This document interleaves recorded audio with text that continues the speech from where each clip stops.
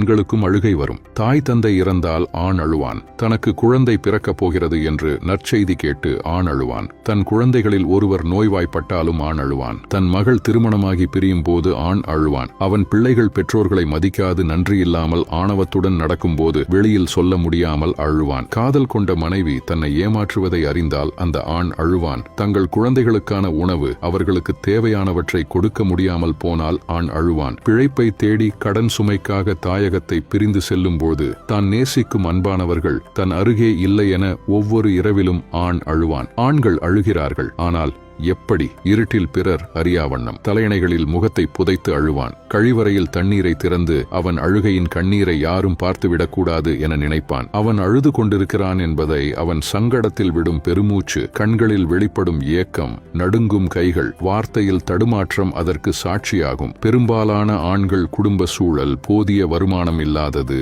ஏமாற்றும் மற்றும் தேவைக்கு தேடி வரும் உறவுகளின் துரோகம் போன்ற மனசு சம்பந்தப்பட்ட நிகழ்வுகளில்தான் நிறைய ஆண்கள் வெளியில் சொல்ல முடியாமல் அழுகிறார்கள். இவன் குழப்பத்தில் இருக்கிறான், பைத்தியக்காரன் என மற்றவர் நினைக்க அது அவனுக்கு மட்டும்தான் தெரியும். உள்ளுக்குள் அவன் அழுது கொண்டிருக்கிறான் என. ஒரு விஷயத்துல இந்த ஆண் வர்க்கம் மிகவும் கெட்டிக்காரர்கள். உள்ளுக்குள்ளே அழுது கொண்டு வெளியில் சிரிப்பது. இந்த வித்தையில் ஆண் சமூகம் எப்போதுமே தேர்ச்சி பெற்றவையே. ஆண்கள் இப்படித்தான் அழுகிறார்கள். உங்களை யாராவது தேவையில்லை என்று நினைத்து வெறுத்து ஒதுக்கினால் கொஞ்சம் கூட கவலைப்படாதீர்கள்.